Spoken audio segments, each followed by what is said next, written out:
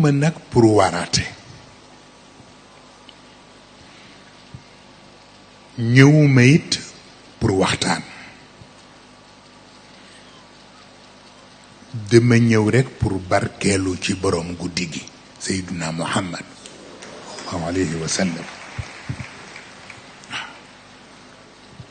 bu doon benn baat walla ñaari baat sax baax na.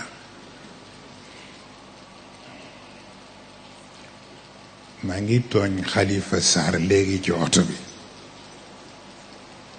ma di ko Xalifa comme ñëw nga xanaa bu ñu demee nga man ma waxtaanal.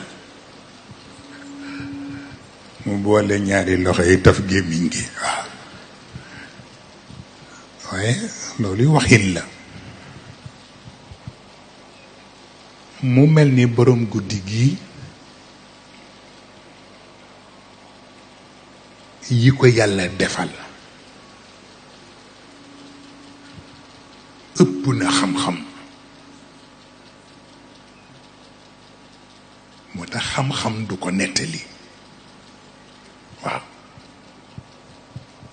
xanaa ku yàlla baaxe rekk mooy mën a nettali tuuti ci li yàlla defal Seydina Muhammad